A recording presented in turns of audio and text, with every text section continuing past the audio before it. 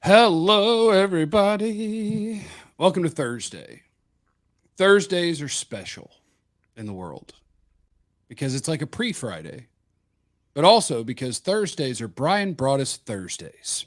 Ah, look at you Ah, coming up with a tagline all of a sudden. Bryan Broaddus Thursdays. No, it's great to be on the Jeff Cavanaugh show. That's what I'm all about. oh, yes, yes, yes. The world renowned YouTuber Jeff Cavanaugh. Happy to be with you guys. This presentation is brought to you by our friends at Bet Online, your number one source for the NBA Finals and Stanley Cup Finals this season.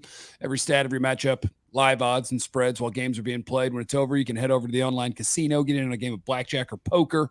150 slot games. Head to the website today. Get in on the action. Use the promo code BELIEVE, BLEAV, for your 50% welcome bonus on your first deposit. Bet Online, the game starts here. You've been out at OTAs or what, Brian? Or what? Yeah, I have been out at OTAs, and thanks to the Cowboys for allowing us to hit the mandatory practices. Today is being Thursday, as you mentioned. Would have been the third day of the OTAs, but they have an activity that they're going to do other than let us watch them play football. Going to a water park? Yeah.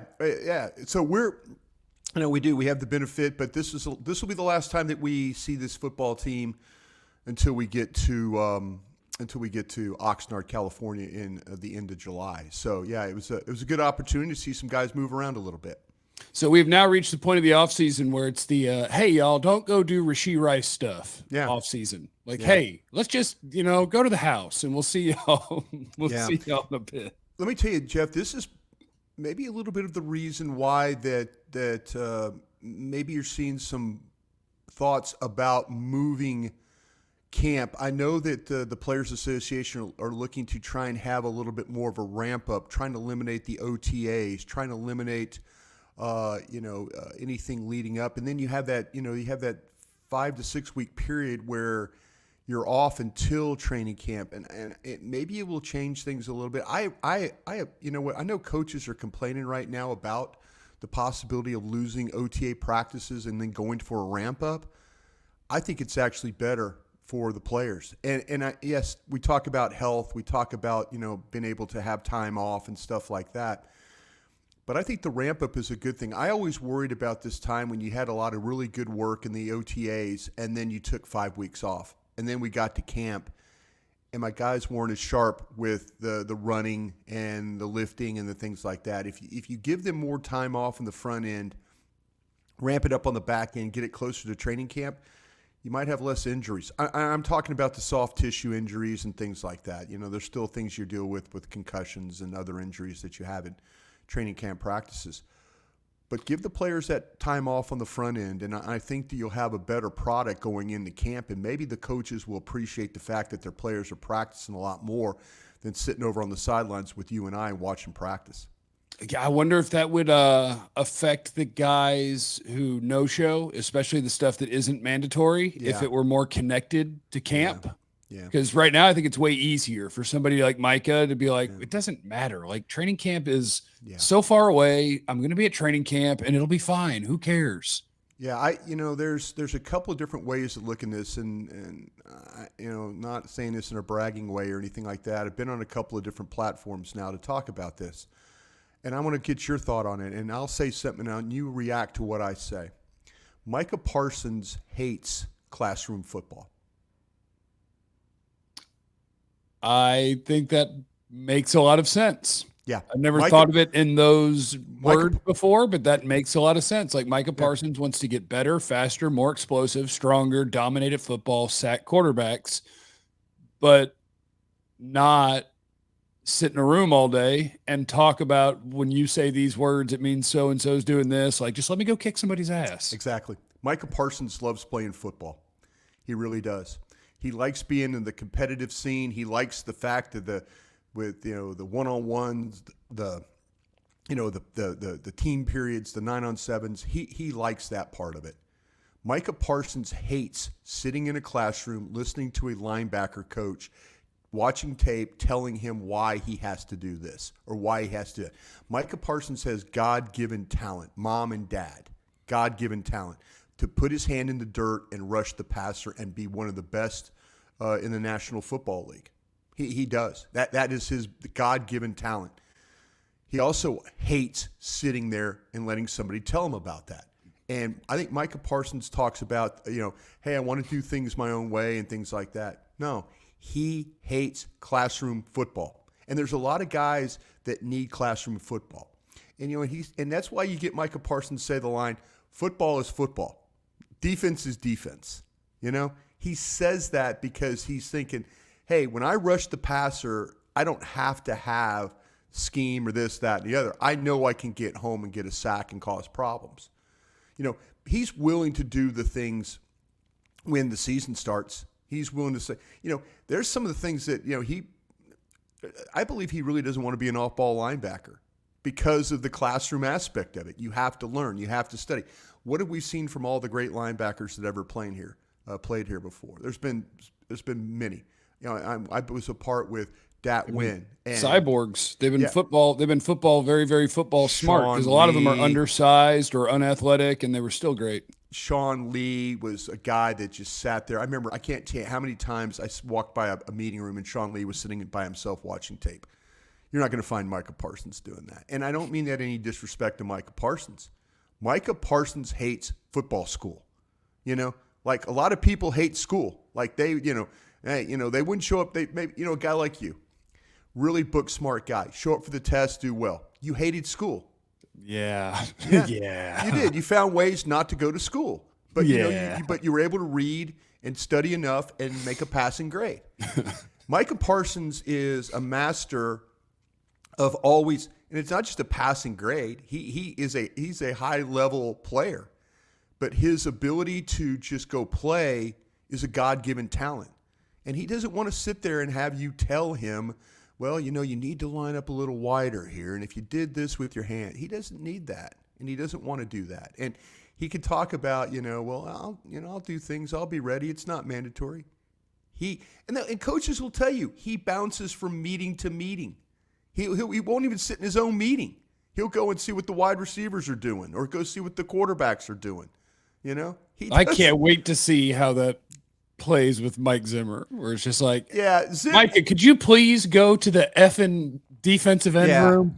See, Mike, I think, and yesterday was Mike's birthday. I wish him a happy birthday and all that. And Mike is, I don't know, with Mike, I think Mike still got some Rick with a P in him. You know what I'm saying?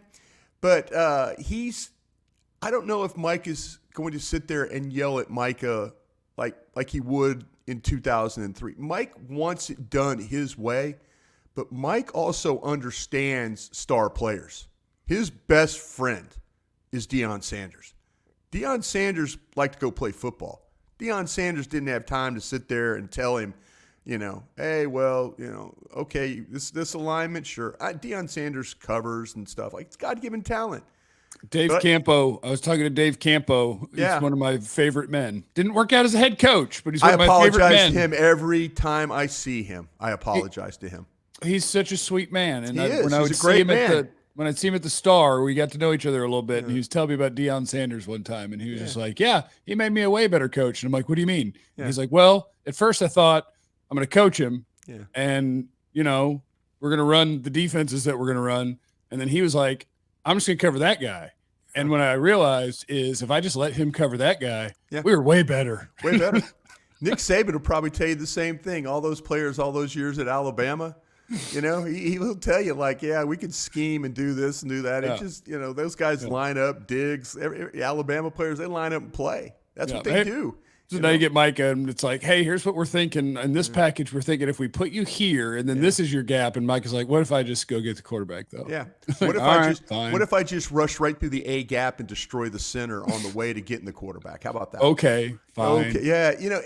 Smart coaches, and I think Mike Zimmer is a very smart coach. I think Mike Zimmer knows how to deal with star players. And Micah even said, hey, Mike has never had a Micah. And there's some truth to that in a way. But he had a Deion Sanders one time. So he's had some guys that are generational talent type players. But man, we're all gnashing our teeth and just grinding, and we're just getting mad at Micah. Micah's like all of us. He hates school. He hates school. He hates school. And there's a lot of people that love school and thrive in school and have to do it that way. And then there's some like you that just show up and, the night before you read 7 chapters and you make a C or a B on the test. That's without going. That's, Brian, I've always said Micah Parsons and I, very similar with our natural abilities. Yeah, you do. Yeah, that's what I'm saying. There are people in life that every day don't want to go to school. And I believe this, that Micah Parsons, I figured him out now. He doesn't want to go to school. I like it. I think that is a wonderful observation. Well, we thanks. move. Oh, by the way, I don't think I said it to open the show. I want to make sure everyone knows, in case you are a Cowboy fan who somehow doesn't really follow the Cowboys. This is Bryan Broaddus from 105.3 The Fan. You can hear him on the G-Bag Nation from 2 to 7 p.m. Thank you. Home of the Cowboys, by the way. You. Love the Star, too. We do a lot of podcasts. Love the Star with Bobby Belt. Yep. Wonderful podcast. Check it out. Vaughn Lombardi, Broaddus Fridays with Vaughn Lombardi right here on YouTube. I'm having a lot of fun doing these podcasts, by the way. You should be. Are you tired? You should be tired. Mm-mm. Okay. I'm not. No, that's the thing about you. You are not Micah Parsons. Let me tell you something about Bryan. Bryan can't stand not doing stuff. I can't stand. Like the crawfish boil the other day. I couldn't stand there and watch you cook. By the way, Jeff, fire crawfish you did the other day. And I'm not just saying that as a friend. I'll tell you if you stole the paddle.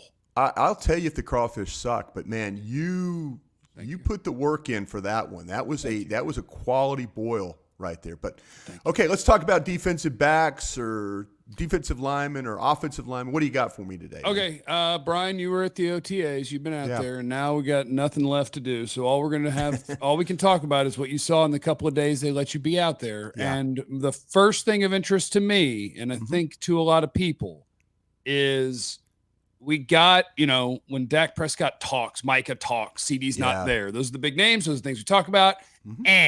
Forget that. Let's talk about those who are there. Let's talk about the guys who it's probably most important for when you're in this part of the offseason.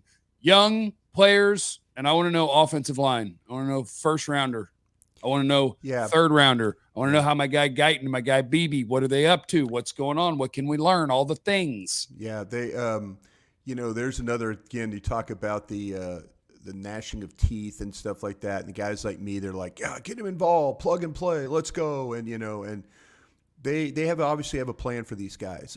They have actually a split practice when they go to their teamwork. And they will put the ones and twos on one end of the field, and they'll put really the threes and the fours down on the opposite end.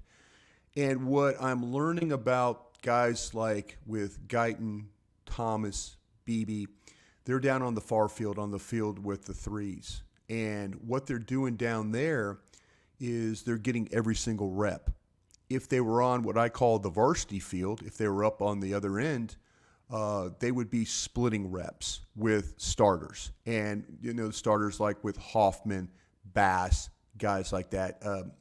Adoga, I know that's driving people nuts. I know when I say Adoga and starting, and people they start to cringe. But yeah, but the thing is, they're splitting reps up on the varsity field. Down in the JV field, they're getting every single rep. So I see. At first, I was like, "Gosh, just go up and let all these guys work together." And there's we mentioned ramp ups. It looks like to me there's a ramp up, and maybe where we're going to get our wish is at training camp in Oxnard, where they start to put them together, and we have more team periods where it's as groups, and as well as a whole team. And so right now, Beebe, Guyton, Thomas, those guys are getting every single rep with the threes, and that's a good thing. If they were at the other end, they would be splitting reps, and that's probably not the best way of doing things. But I see their plan now for these 2 kids or for these 3 kids on the offensive line.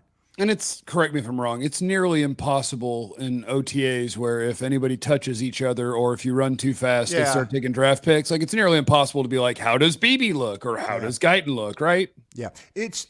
What you could tell is if somebody misses really bad with their hands. It's almost like playing an NBA game where you're setting picks.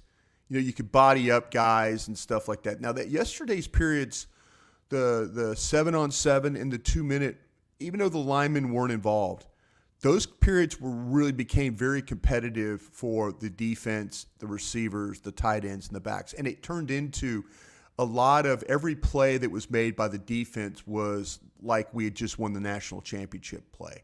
Who won, Brian? Offense or defense? Yeah, that's what I'm saying. It got to the point where defense was cheering a lot more than the offense was yesterday. And then the offense figured out, like, okay, if you're going to cheer for a PBU from Eric Scott, we're going to cheer on a 3rd down and 4 pass that goes for 6 yards to Cooks. Wait, okay. So everyone turned into Jalen Smith. So every play turned into a swipe. Every play turned into a swipe play. And and so that part of it was really competitive. But the offensive line, those kids, you could see when they body up, getting the right man, being at the right level. You can tell, and you could also tell because the famous words, reload, coach, can we see that again? Then that somebody's done something incorrect. Didn't hear that as much yesterday when the opportunities were presented. So worst feeling in the world in the history of football is if a coach yells, "Do it again," and it's because of you. Because of you. And then you see it done the right way. Like the other day, we watched a practice where Guyton, there was a blitz coming from his left, and instead of kicking outside and picking up the blitz, he went down inside and picked up, and the free rusher just had a shot right at Trey Lance. And then you hear, "Coach, can we see that again?" And then you're like, okay, let's see who made the mistake. And then you see Guyton kick to the outside. You're like, okay, rookie made the mistake there. He's supposed to block outside. I was sitting with Jane Slater and Bobby Belt, and I go, I'm willing to bet you guys lunch I could tell you who made this mistake. Yeah, and the guy who did something totally differently this time. And Jane goes, how do you do that? And I go, watch, it's Guyton. And sure enough, he kicked outside, and it was Guyton. So, but those young guys getting a lot of work, very competitive period in the 2-minute drill. Good job. You mentioned young guys, Jeff, and I know this is not a needle mover for our show here. Nahshon Wright, guy like that needs to have better practices, better opportunities, better finish. They went vertical on him twice in a row, both times. One time they went with Cooks, and he was able to stay in position, and ball was too far. Next play, they line Turpin up over there and go vertical. And Dak tries to hit him, and Nahshon Wright was in the play. See, that's the kind of thing that were they 0 for 2 on those plays? They were 0 for 2. Well, let me tell you how the DB mind works. Strap season, locked down, even if they were both butt naked. Yeah, that's the thing about it is that, to me, there were, when you get those guys, like a Nahshon Wright or Golston or, some of these guys that were highly picked, selected 3rd, 4th, 5th round guys need to step up for this football team. A lot of depth, as we've covered on our show, has walked out of this building. So now, Nahshon Wright needs to step up, and McQuamu, and, guys like that, Golston, guys that were picked, Fehoko, playing as the 3 technique. We need to see those guys start to do things that you're like, okay, I can rely on these guys to make plays during a campaign. Next thing, during a segment of Broaddus Taught Us, I forgot all the other names I tried to come up with for things. Don't worry about it. Next thing, I was talking to our buddy Johnny Matches yesterday. Man, I love Johnny Matches. Yes, what a quality human being, quality interview, by the way, too. Yes, very knowledgeable, and will give you his opinion. Yes. He is not going to hold back on his opinion on things that are going on. He's a beat writer, but he ain't no punk. He's not a punk. He'd be like, I'll tell you what happened, and then I'll tell you what they should have done. Yeah. Johnny's like, he walked up to me yesterday, and he could generally be pretty quiet. I was kind of standing over on the side, and he walked over, and he said something. He goes, I just can't believe they're doing this damn thing. I just can't believe they're, they don't you think they have, I'm like, Matches, you're right, man. I'm thinking the same thing. And then he just and he just walked off.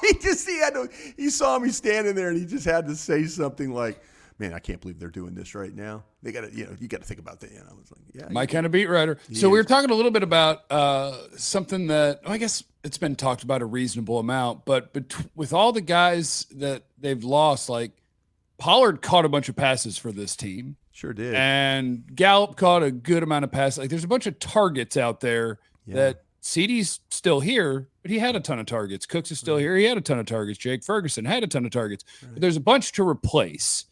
And I think that leads me to something that you mentioned right before we went on about guys that they're having fun with. Yeah. And we could be maybe replacing that with some gadgety things. At least I hope so. Yeah, it's opportunities for man, they're really getting Turpin involved, and I hope I'm not getting in trouble by saying that. I don't think we're supposed to talk about scheme, but I think that's after the practice. Hey, shut up. Yeah, we're not supposed to talk about, but they're doing things with Turpin. They got into some short yardage stuff. I won't tell you the down and distance, but you get the theme. Short yardage stuff and lining him up in certain spots and making sure that he had the ball off the short yardage play. So we're kind of accustomed to maybe a little bit different look. Oh, hand the ball to Hunter Lipke. Oh, wait, we're got Zeke now. Hand the ball to Zeke, that kind of thing. But they're trying to find ways to get Turpin involved. I've seen a couple of different times where they've used Deuce Vaughn in a receiving role where he's been back, motion, throw it to him. Line him up, throw it to him. Fourth down plays, third down plays.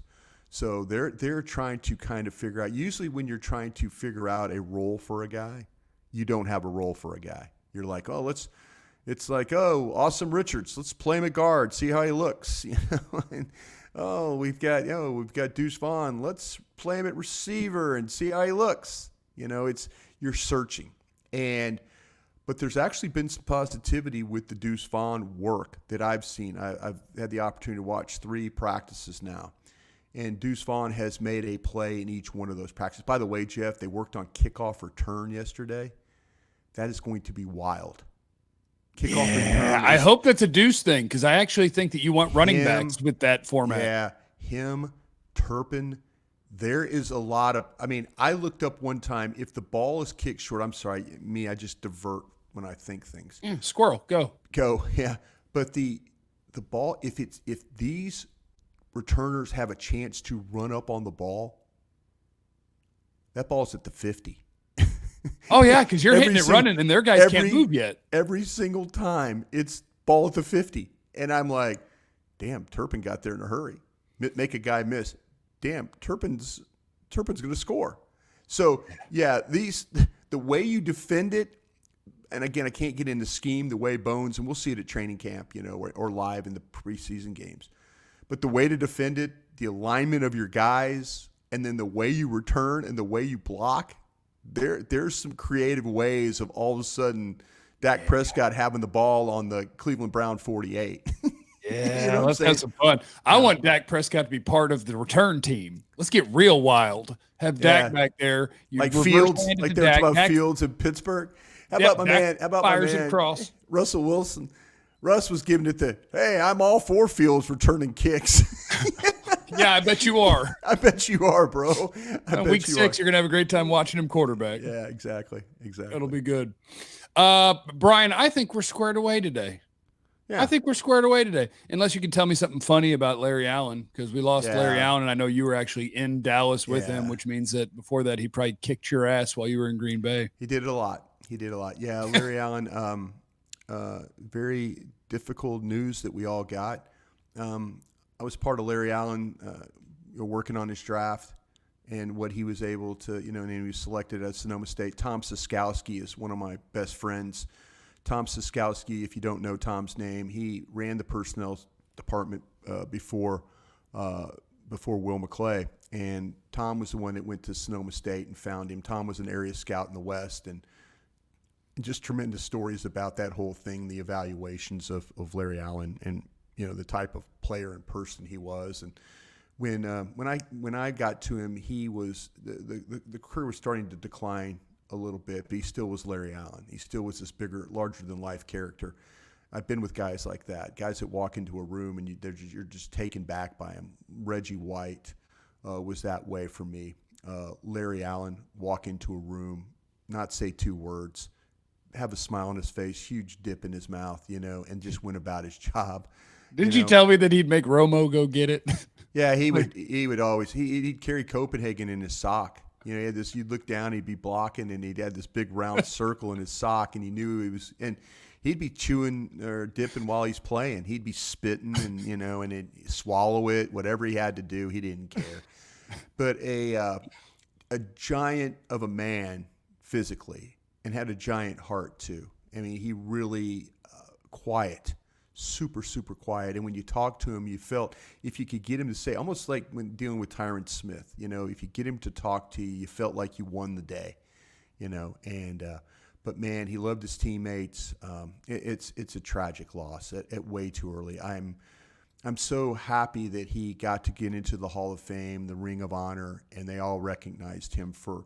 You can't describe, words can't describe. I'm not doing this guy justice right now. Any platform I've been on to talk about Larry Allen, I'm not doing him justice because I can't come up with the words. I'm not that guy. I talk a lot, but I can't come up with the exact words. I just know what this guy meant to his teammates, to the front office. Jerry Jones, this had to be a very, very tragic loss for Jerry Jones. They always talk about the triplets with Michael and Troy and Emmett.